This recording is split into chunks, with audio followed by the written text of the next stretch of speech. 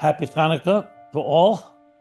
I understand we're a global audience here, covering many time zones, just to demonstrate the eternal power of Judaism and Torah, and especially the inner dimension of Torah to transcend time and space. And of course, we must mention, as you just did, the horrific events that have shaken us all, devastated us all, coming from down under Sydney, Bondi Beach.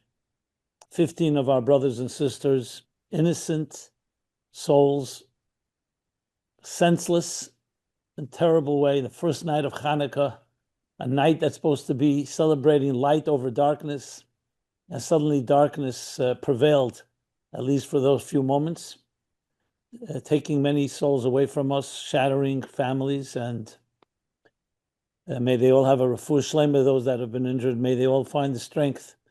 But I've sensing, and I think we all can share the sentiment, that this has shaken us all to the core, because they were targeted simply because they're Jews.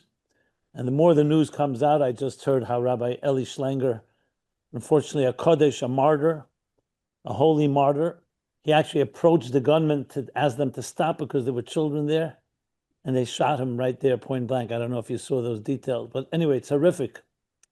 So this Hanukkah has a unique meaning to us all when we talk about light and darkness. And I think the most appropriate issue to address is exactly that. We, the Jewish people, have endured and experienced the harshest expulsions, genocides, exiles, bondage, all the way back over 3,300 years ago in the Egyptian exile in Mitzrayim. And followed that, we were literally every empire in some way has oppressed us, whether it was the Assyrians or the Babylonians or the Greeks, talking about Chanuka, or the Persians, or the Romans. The list goes on, the pogroms, the Crusaders, the Inquisition, and of course the Holocaust. And here we are,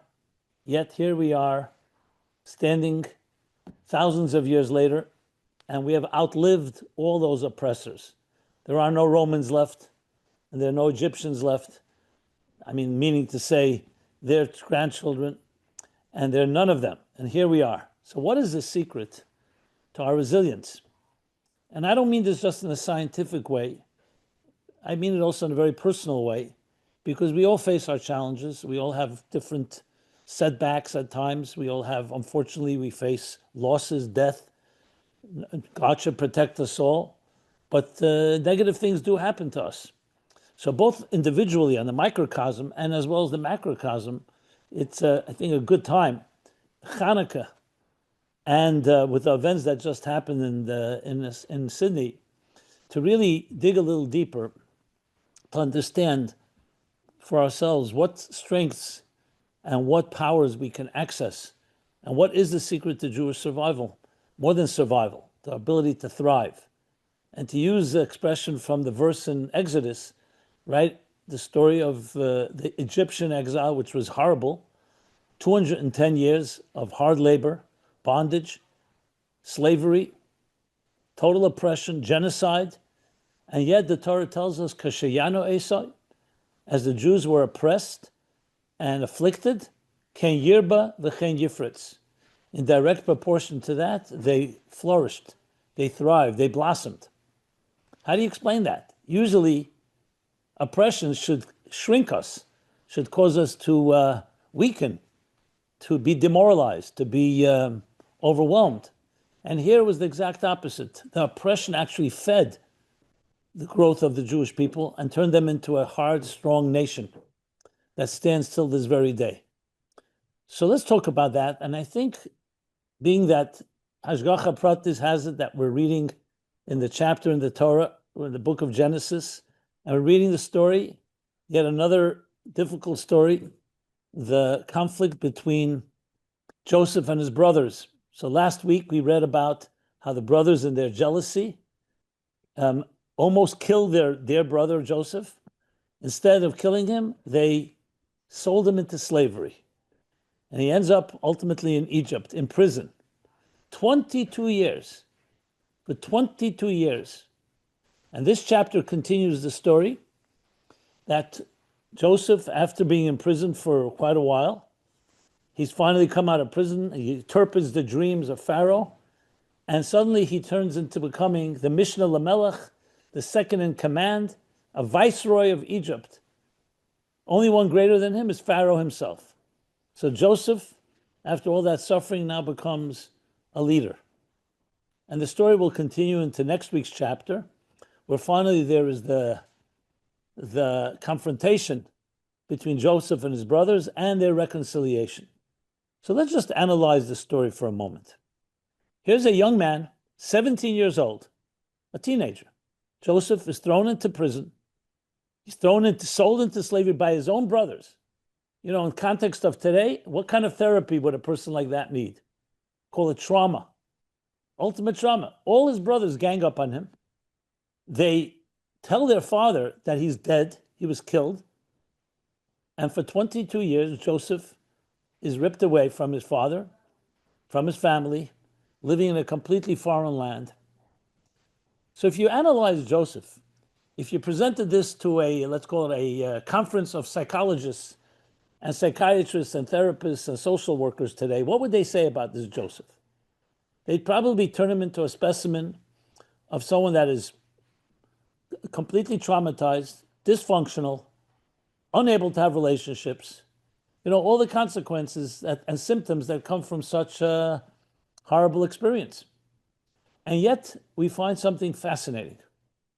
After all this, besides the fact that Joseph becomes a leader, when he does finally, and he meets his brothers, as we read in this week's chapter, they don't recognize him because he was only 17 when he left. But he recognizes them and goes through a whole mechanisms and schemes.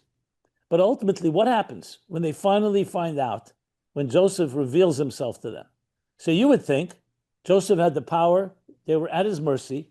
He could have had them killed in a moment. He could have done anything he wished to them. Most of us would have some vengeance in our hearts, and even legitimate so. They really did something to him. Completely innocent young man was completely betrayed in the worst possible way.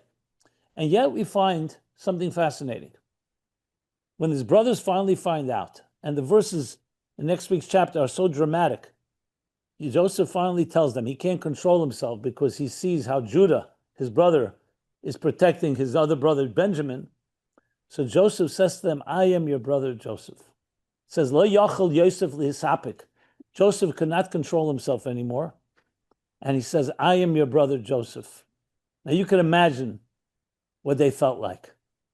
Now Joseph did send everyone out of the room. He didn't want to embarrass them. But how did they feel after what they did to him? And I'm not just talking about fear. I mean, after that, after such behavior. And when Joseph sees how troubled they are, he tells them, unbelievable. He says to them, you did not do this to me. God sent me to this country because he wanted me to become a savior, because there was a great famine, and I am able to provide for you and our family and save you from this great hunger. God sent me here, lemichya, to bring life and to bring sustenance. How did Joseph have the composure and the ability to rise above everything he experienced? How did he have that ability? Was he detached? Was he escapism? How would we explain this psychologically, spiritually? How does a person have that ability? He had all the right to be angry. They were guilty. And we know this later, years later, we read this every Yom Kippur in the prayers, the saddest prayer there, Ela Eskara, when we remember the 10 martyrs that were brutally killed. Talk about brutal killed by the Roman emperor because he accused them for having to never been paid. They never had retribution for what they did to Joseph. Now he did it, the Roman emperor, because he was a cruel man. But he accused them and said, you kidnapped your brother.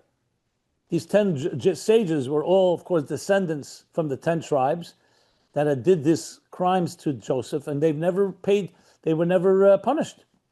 So now he says, I am ready to punish you. What does the Torah say when you kidnap someone, let alone your brother? It says death penalty. And these 10 great sages, including Rabbi Akiva and Rabbi Shmuel, the high priest, the greatest leaders of their time, they were talking now during the Roman Empire. They send up a messenger to heaven to find out, is this true? Is there really a decree that they have to submit to? And he comes back with the sad news, yes. That means they were responsible. The tribes were responsible. They had no right to do what they did to Joseph. And yet Joseph doesn't allow that to affect him. And instead of repaying them in kind for the cruelty that they had shown him, he says to them, no, God did this. God led me here. And he rewards them. He tells them to bring their father, gives them the best part of the land. And until the next generation, when they all die, and the next Pharaoh comes into play, the Jews lived in a beautiful way the last years of Jacob's life. So the question here, the obvious question is, where did this strength come from? If we could answer that question, we will have an answer to the question of Jewish resilience and Jewish strength. And the answer is the words he used. There's a God. There's a God that's stronger than us mortals. It is true that they did a terrible crime, the brothers. But I'll quote a very powerful line from Tanya. Tanya, written by Rabbi Shneir Zalman of Liadi, the founder of Chabad Hasidus. Just last week before Hanukkah, we celebrate the 19th of Kislev, is a holiday of his redemption. And he says something very powerful in the fourth part of Tanya, chapter 25. He talks about this. He says, the Talmud tells us that if someone gets angry, it's comparable to idolatry. Kol hakoyes, anyone who gets angry, ki'ilo oived avodah zarah, is as if they served and worshipped idols. Now we know idol worship is not a small crime.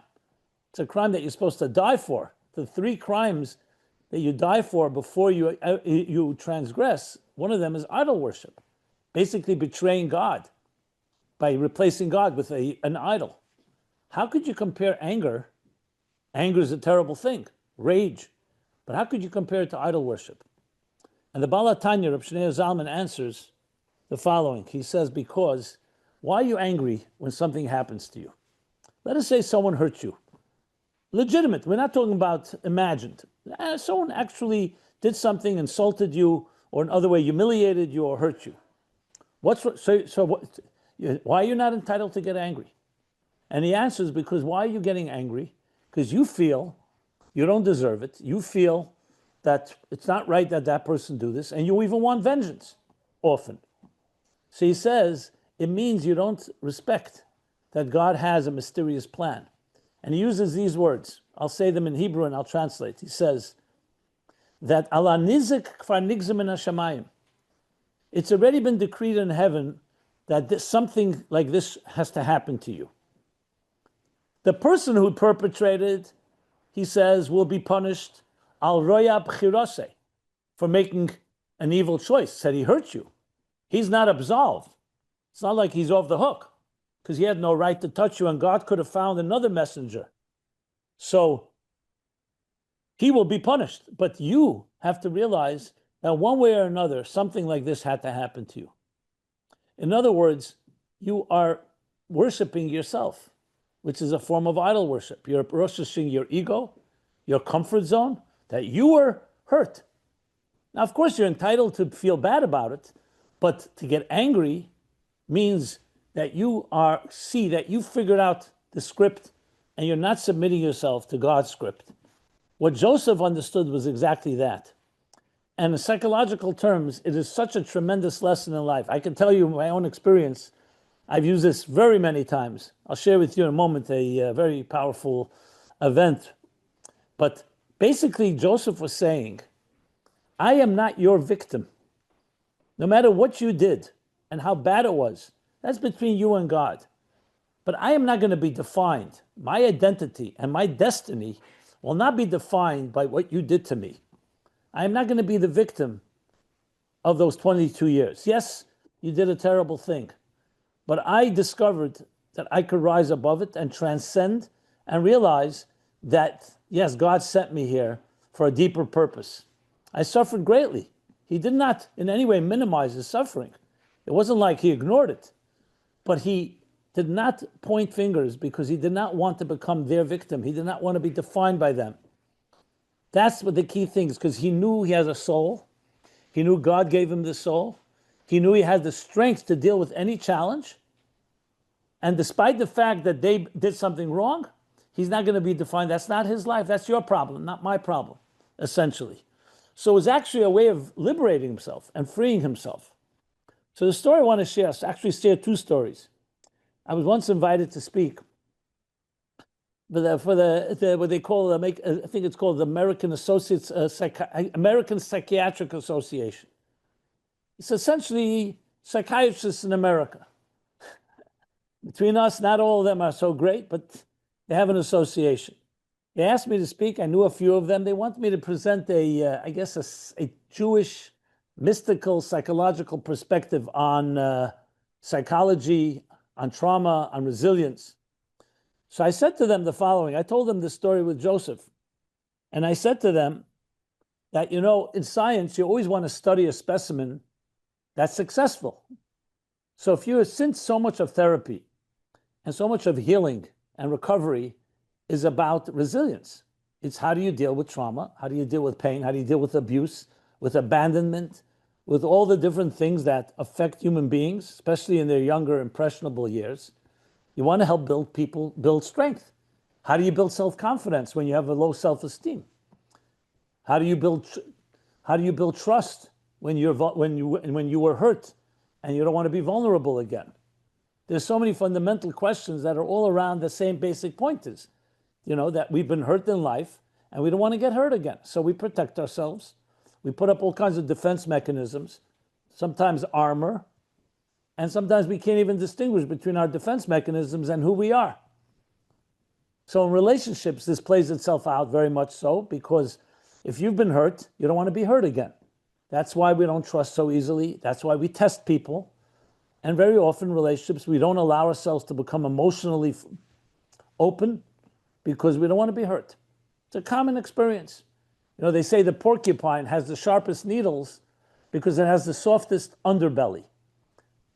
So when you're a very sensitive person and you've been hurt, you have sharp needles to protect yourself. So what's this? So how do you get beyond that? So the best specimen to study is what I submitted, is the Jewish people, both collectively and individually. No nation has suffered as much, and no nation has thrived as much. So what's the secret? I said, every one of you psychiatrists, every therapist, every social worker, every counselor, every coach should be studying the Jew. Because what is it, the formula that the Jew has, again, collectively and individually, that allows them to be able to not just survive, but to grow even through their difficulties?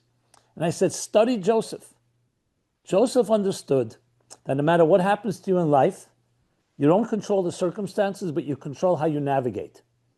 And he knew he had a soul, and he knew he had a father, and he knew he had a grandfather and a great-grandfather, and he held on to them for his dear life. And that gave him the ability to not be defined by his horrible circumstances. And it gave him the ability to look deeper, that there must be a more hidden narrative behind his life. And he discovered it, that God in his mysterious ways wanted the Jewish people to come to Egypt.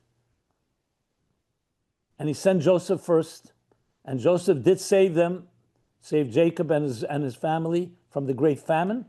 But then the Jewish people all ended up in Egypt. And for many years, for centuries, they suffered. But then they became the great nation. And it all began with Joseph. Joseph in some way recognized that there was a mysterious hand, an invisible hand of the divine. And he submitted to that. And that's what allowed him to rise above even the immediate pain and suffering, even in the hands of his brothers. My father was a journalist, and he was good friends with Elie Wiesel. Elie Wiesel, we all know. My father passed away 20 years ago. I was good friends. I continued the friendship with Elie, with Wiesel. We were once sitting and speaking. I used to visit him in Madison Avenue at his home, his office. And I asked him a question. I said, I hope you don't mind. I want to ask you a sensitive question. Is it true that during the concentration camps, that the Jews would often sing when they went to the gas chambers, Rahman al-Islam, when they were led to the gas chambers, that they sang the song Ani Mamin, the famous Ani Mamin, I believe with complete faith in the coming of the Messiah. The song, Ani Mamin, Ani Mamin, Ani Mamin. And he said to me, we were not close to the barracks, were not close to the gas chambers. They wanted to keep everything a mystery, even though we knew what was happening, but we weren't close. I can't tell you that I heard it. But in the barracks, all the time, we heard that song, other songs. We heard Kaddish, Moda'ani, Shema. Oh, throughout the day, you would hear whispering prayers almost all the time. It's something that most people didn't even think of, but that's what happened. I said to him, but explain to me. And I, again, apologize. I'm just an American spoiled boy, and I never went through anything like that in my life. This was the darkest moment in Jewish history. The Jews were entitled to be angry at God because they were targeted simply because they were the chosen people, because they were Jews. And God is allowing his people, his children, to be massacred.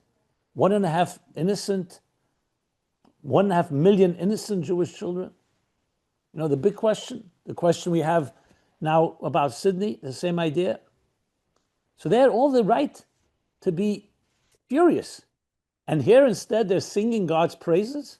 Yiskadal v'yiskada shmei Rabbah. God's name should be sanctified and glorified. Ani Mamin, we believe in complete faith. Shema Yisrael. I mean, it sounds like either they're out of touch. Was it escapism? Was it denial?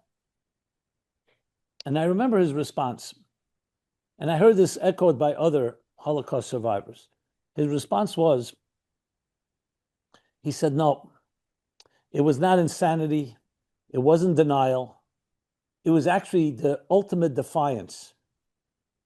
The Jews were declaring, for then and forever, they were declaring, you can take our lives, but you cannot take our faith. You can take our bodies, but you cannot take our souls. And if it won't be us, it will be our children. We will prevail. And if it won't be our children, it will be our grandchildren. It was actually the only thing they had left. I just heard from one of the hostages. I was in Jerusalem last week. His name is Elkanah Babas. He was one of the last hostages released. And he said, everything was taken from us in the tunnels in Gaza. Everything. They controlled our lives. They controlled what we ate, what we drank, everything. They took away me from my wife and my son and from my family. The only thing they could not take was our spirit, our faith, our bitachon, our trust. That's what Wiesel told me.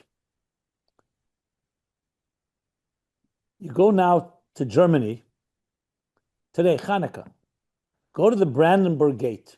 The Brandenburg Gate is the place where Hitler, Yamach Shemai, stood, and we have pictures and videos of him spewing his venom to the hundreds of thousands of Jugendrat Nazis. You see it, videos, pictures. You know what's standing now where Hitler stood? What is there right now tonight or today during the 8 days of Hanukkah? A Hanukkah menorah, right there. The Christmas trees are on the right and the left. And I asked the rabbi there, how'd you pull that off? So he said he knows the curator, and he convinced him that for the choreography, it would really be nice to have the menorah with the flames in the center and the pine trees to the right and the left. The German grandchildren of the Nazis, they changed their names. They hide their identities. And in Germany now, in Berlin and in Frankfurt and in Munich and so on, you'll find little Jewish children lighting Shabbos and Hanukkah candles, tzitzit, schools. I'm not saying there aren't challenges. There are plenty of people who hate us. And 6 million was torn away from us. We're not minimizing that. We don't forget. But those Jews that marched and sang Ani Mamin knew a deeper truth. They knew the truth that Joseph knew, that there's a bigger story. That doesn't minimize the pain, doesn't make the pain less. And we know Viktor Frankl in his Man's Search for Meaning and Logotherapy, it's not that people with meaning, the Jews with meaning and purpose in life, suffer less. They just have more resources. They have another so-called diversification. They don't put all their eggs in one basket. And they have something to hold on to that gives more strength. And the more the oppression, the deeper they dig. Hanukkah is all about oil. What do you think oil is? The Talmud says that if you want to really draw the best oil from an olive, what do you need to do? You need to press the olive. Shemen, zayis, le'moitze shamne, atsheketchenese. An olive does not produce oil until you press it. Or as I think a more contemporary analogy given for that is that the Jews are like a tea bag. You don't know how strong they are until you put them into hot water. Now, we don't want hot water, and we don't want pain, and we don't want suffering. That's not exactly what we look forward to. But if it comes our way, we don't shrink and we don't retreat. What it does is it brings the strongest powers out of us. Look at what's going on today. I can't tell you how many people are telling me now that they're going to lighting Hanukkah candles, and they're publicly displaying it, specifically because what happened in Sydney. This is, you want to contrast that? Lahavdil elef avdolas, contrast that to the grievances that the so-called Palestinians. They say, no, we've been hurt, we've been abused, and how do they behave? Suicide bombings. Did Jews do anything to the Germans after World War II? The rule is always vengeance. So our vengeance is, as every Holocaust survivor will tell you, they'll open up a photo album. Our vengeance, look at the pictures of our children and our grandchildren. This doesn't mean we forget, and it doesn't mean we turn the other cheek. We have, thank God, a strong army, and we have to do what we have to do on the military and physical levels. This isn't just a spiritual thing. But don't think that you are going to destroy us, because we have something much deeper, exactly what Joseph taught us. That no matter what happens in life, there's a deeper story. I'll share one more powerful story from the Holocaust. This was the Blozhiner Rebbe. He was in the concentration camps. And he had some of his Hasidim, some of his followers, his disciples. And this particular camp, every camp had its sadists, Nazi sadists. And the commander in this camp loved to play, quote unquote, a game. The game was to torture the Jews. He had them dig these wide trenches. And then they would start playing music, which they always did to rub it in and to really amplify the torture. And they said, any Jew who jumps over these wide trenches lives. And those that can't jump over are shot on the spot. One of the Hasidim, one of the students of the Blozhiner Rebbe was standing near his Rebbe, and he says to him, Rabbi, enough is enough. We've suffered so much. Let's just allow ourselves to die, go back to our Maker, to our Creator in heaven, and enough of this dehumanization, there's no words to describe. And the Rebbe said to him, no. As long as God gives us one breath, air in our lungs, as long as we still have strength, even an ounce of strength, we have to continue fighting. We don't know the bigger plan. Anyway, the game begins. They're playing music, the trenches are dug, the Jews are jumping, and the mayhem and the havoc, nobody knew who lived, who didn't live. A few weeks pass, and the camps were liberated. And lo and behold, the Blozhiner Rebbe and this Chassid both survived. They meet. And the Chassid, the student and disciple of this Rebbe, says to Rebbe, how did you have the strength? You're an old man. You're not a young man. How did you have the strength to jump over the trench? So he said, I closed my eyes and I held on to the coattails of my holy father, my holy grandfather, my holy great-grandfather. It gave me the strength. And then the Rebbe turned to the student, to his disciple, and said to him, you're also not a young man. How did you have the strength to jump? And he said, I held on to your coattails. I held on to your kapata. We are midgets that stand on the shoulders of giants. Even though it's attributed to Isaac Newton, the truth is it comes from the Chavis Yair and other Rishonim and other Jewish sages long before Newton. We are not alone. We're links in a chain, an unbroken chain that goes back thousands of years. So when you stand alone, yes, we're mortals. We all have our weaknesses. We have our insecurities. We have our challenges. But when you feel the connection to the previous links, you feel that you're bound, and we hold on to coattails of those that came before us. And Joseph envisioned his father, even during those 22 years that he suffered. These are the things, as Rab Meir of Primishlan once said, when you're bound above, you don't fall below. If you have a rope, something that connects you, an amunah, a faith and a betachan to something greater, and you recognize there's a hidden narrative, and the story isn't over until it's over. And even though this moment may be a painful one, but the film goes on, the narrative continues, that's what gives you the ability, Hey Siri, not to suffer less, but to transcend. whatever happened to the phone company called MCI? I think you want to... Here's an answer. I think you want to mute someone. Okay. So my friends, in the spirit and light of what's happened in Sydney, and here we are in Hanukkah, also a time of despair. The Greeks had desecrated the temple. Everything pure and innocent and beautiful was defiled by them. There was no hope. And yet they found that one flask, that one jug of oil, one little jug of oil that could only burn for one day. But they found it, pure olive oil. That means the pilot flame never goes out. It's always there. And they looked for it and they found it. And then it burned for 8 days. On that very Hanukkah this year, the first night, suddenly we're faced with a darkness that we were meant to dispel this darkness. And here come these, I don't even want to call them monsters, savages, in cold blood, start shooting at a celebration of Hanukkah. I mean, how could it not affect us? How many people have written to me, my faith has been shaken. How could God allow this? How could God allow the night of Hanukkah, Jews are coming to celebrate God's mitzvah, a mitzvah that light is stronger than darkness. How could he allow such darkness to kill the very people who are celebrating? My friends, I don't have an answer to that question. We don't know God's mysterious ways, and I wouldn't even try to answer that question. The question we ask, however, is not why. The question is, what are we going to do about it? Are we going to let that define us? So we're all angry. I'm angry. I have many questions. But we have to dig deeper and find the oil. There's always more oil. And you see that. You see the unity, the love.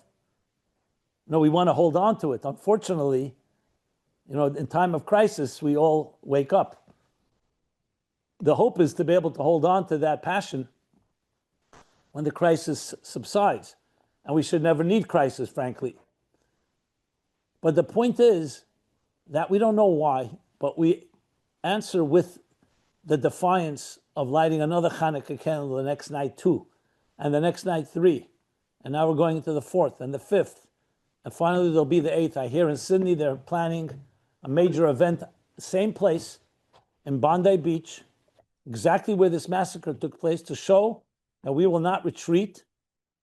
On the contrary, they're going to light all 8 flames and the whole community will come out. And the same across the world.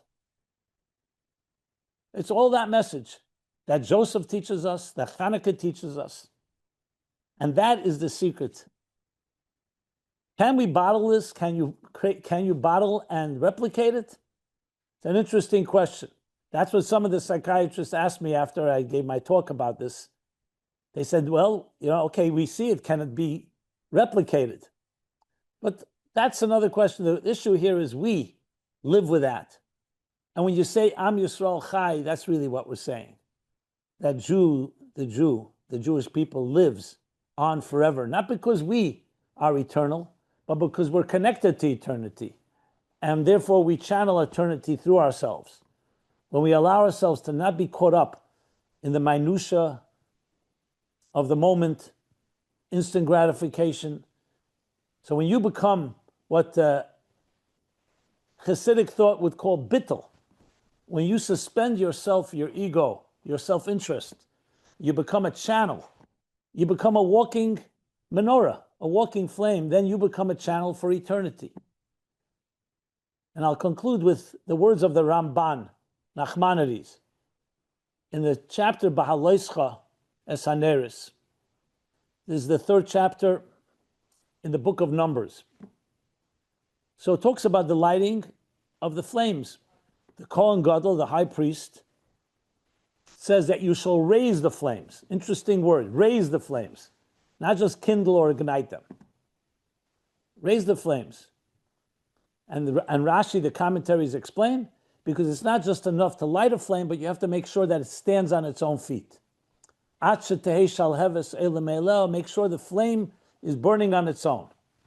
Basically, the essence of true education, don't just teach people what to think, but how to think. Methodology. Help them stand on their own feet. Help them solve. Don't give them just solutions. Show them how to find solutions. Okay. The Ramban on that verse says that the candle, of course, the menorah in the temple was a ner tamid, was an eternal flame. But unfortunately, after the destruction of the first temple by the Babylonians and then the second temple by the Romans, the flame was extinguished until Mashiach comes, when we'll have the rebuilding of the third Beis HaMikdash. But then he says these words, Haneres halalu. However, these flames, like we say, Haneres halalu Hanukkah night, the flames of Hanukkah, einon betelim la'elam. They will never be extinguished. That even through the hard years of Golus, of exile and displacement, physical, spiritual displacement, psychological dissonance, and so on. So though the temple is no longer standing, the physical temple, but Hanukkah candles never stopped. The Jews continued to light them every year. And even in the harshest and most difficult situations, they did everything possible. Why? Because the Hanukkah flames came from darkness.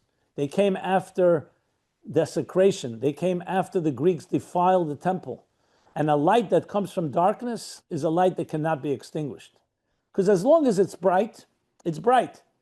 But you don't know what will happen if darkness comes. Will the light be more powerful? But once a light has shined after challenges, after grief, after tragedy, you know that you can never extinguish that light, because that light went through pain and came out stronger. And that's what Hanukkah represents. Story of Joseph, which is not a surprise why we read about Joseph usually during Hanukkah. And that's, my friends, the message that I think is more relevant today than ever for ourselves, for our children. Again, we don't ask for this. We all wish this never had happened, just like we wish all the other tragedies in our history have not happened. But after they have happened, yes, Pharaoh gave us Passover and all the beautiful elements of Passover. Haman gave us Purim. The Greeks gave us Hanukkah. And every setback has given us another gift. So we don't ask for it, but after the fact, we are stronger than ever.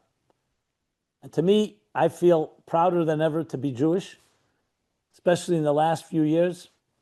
And to quote Elkanah Babas, who I had the honor to share the podium with last week in Jerusalem in the Great Synagogue, he said, last year, Hanukkah, he was in the dark tunnels of Gaza, and he wanted to light the menorah, but he had no menorah. You know what he did? This is what he told us. They had flashlights. Hamas gave them flashlights to use when they had to go out to the bathroom or whatever. So all he had was a flashlight. So he took the first night of Hanukkah, he took the flashlight and shined it on one finger. The second night, on 2 fingers, the flashlight, and third night on 3 fingers, until the last night, 8 fingers, he shined the flashlight. And he said, I am sure God accepted my candle lighting. This is a Jew. In the darkest moment, you'd think you give up, you're angry, you focus on your own needs. He found a way. Mi ka'amcha Yisrael goy echad ba'aretz, we're told. In the Hashem's tefillin, it says, what kind of nation? Remember this unique nation, this singular nation. Goy echad ba'aretz, a singular nation. And when you hear a story like that, you see what makes a Jew, and what Hanukkah is, what Joseph is, what we are. So this is a time for us to all awaken that spirit within us. It's something to share with ourselves, our children, our colleagues, our friends, including non-Jewish friends, because everyone's watching now. And this is the time to shine. How Jews make a Kiddush Hashem. We sanctify God's name precisely because we're crying and we're suffering. And while we do that, we celebrate and we recognize the eternal flame. And God should bless us all, that this should be the last time we ever talk about darkness. Hashem should bless each of you, each of us, the Jewish people, especially those there who are suffering in Sydney, their families, friends, that going forward, only blessings and only good news. And we should merit, even before the end of Hanukkah, to the rebuilding of the Beit HaMikdash and the eternal flame in it. And we can then say proudly, look, we finished this great marathon and we did our part in the leg of our journey, connecting to all the links in the chain before us, presenting it to the next generation in this most beautiful manner. So happy Hanukkah, everyone. And again, only good news to all. Amen. Amen. Amen. Thank you, Rabbi Jacobson. I think we could open it up for questions. I have a Sean, question. yeah. Yeah, thank you, Rabbi Jacobson. That was beautiful. So I understand that we transmute pain into purpose, and sometimes the greater the pain, the greater the reward. But is pain necessary for our growth? Is there a way to circumvent or avoid the pain? It's the billion-dollar question that you're asking. The way I would frame it is as follows. I'm going to use a little mystical language, being that this is hosted by Cher and we celebrating Pneumius HaTorah. You're familiar probably with the concept of the Arizal, the Isaac Luria of the Tzimtzum. Tzimtzum is God concealing his conscious presence to allow for independent consciousness, which is us, to come into this world and do our work. So the Tzimtzum is what allows room for pain. But the Tzimtzum itself is not necessarily painful. When you, for example, allow your child to take the first step, a young child starting to take a first step, it's inevitable they're going to fall before they start walking properly. But a good parent is not going to say, I don't want my child to fall. You're going to give the child space to make that move. You'll show them I'm there for you, but the child may fall, and falling is not always comfortable. So in other words, it is God's wish that we have an independent consciousness and free will that allows for pain to come into play. So I would say the answer is we don't necessarily need the pain, but we need the potential for pain. Now, is another way of thinking about it that it's a matter of perspective. Sorry. No. I'll take yours. Let me just finish the last sentence I want to say. So we always look for ways to achieve that without the pain, But unfortunately, at times, people will misunderstand this silence, if you wish, this divine silence, this divine independence, and they will abuse it and ultimately cause themselves and others pain. So I wanted to add one more final thing. So there's an interesting concept. It says all of us are going to go through challenges in life. But before you experience something that is very painful, why don't you cause yourself to get out of your own comfort zone so you don't need to experience a more painful experience to force you out of your comfort zone? That's how I would put it. Thank you. But go ahead. You wanted to say something, follow up, or? Yeah, I was just going to say is another way of thinking about it that pain can be a matter of perspective. You could experience the same thing, but not necessarily see it as pain if you have the right lens. That's a very good question. I would answer that in two ways. Firstly, as I just said, we all will need to get out of our comfort zone to grow. So it's always best to initiate it yourself before it's initiated for you in life, which means to push yourself, because unfortunately what wakes us up more than anything is when we're in crisis, when we hit rock bottom, when we lose something. But we don't have to wait for that if we're able to have the presence of mind and the confidence to sometimes impose on ourselves getting out of our comfort zone. Regarding, yes, there are people who, I guess, I don't know if they feel less pain, but they see pain in context. Like, if a person has physical pain, you could say, I don't want pain, I'll take a painkiller. But the truth is, pain is a wake-up call. It's like an alarm that tells you there's something to do. Imagine we didn't have pain, we could end up hurting ourselves very deeply. Pain is a warning signal that there's something you better correct. So if you see it that way, then you see pain has actually saved you because it warned you, do something fast because there's a problem. So I guess there is. So if we notice the subtle nudges, then we might avoid the big nudge to wake us up. Exactly correct. I was about to say that. So in other words, nip it in the bud. Don't dismiss it. If a person's, for example, feeling anxiety, don't ignore it. It means there's some dissonance that you need to address. There's some hunger, something's missing. Because once you let it fester, it can grow into something much worse, God forbid. I spoke on Monday evening, the day after the Sydney attack, to a group from Keser Torah, which is the Chabad school in Sydney. Two of the students flew back because they had lost a parent, unfortunately. And I was there with the remaining students that were left behind. And I told them about we need to be focused more on the now what than the why. And there was still an earnest sense of, but are we ever going to know why these things happen? And I wonder if how you would approach that question after the now what, if they're still pushing for the question of the why. I told them that why can be a paralyzing question, but there's a natural sense of inquisitiveness and a sense of justice that people want to know, is there a real reason? How would you address these students who had lost the parent of their class? And I think I once heard that maybe the old Belzer Rebbe or someone was said that even if God wanted to tell me why the Holocaust happened, I wouldn't want to hear. Because what exactly are we going to hear that's going to justify the death of a young rabbi, of a young child, and so on? So my emotional response is this. I think it's beyond, that's why Aaron was silent in the face of the death of his children. Because can a mind really ever understand this?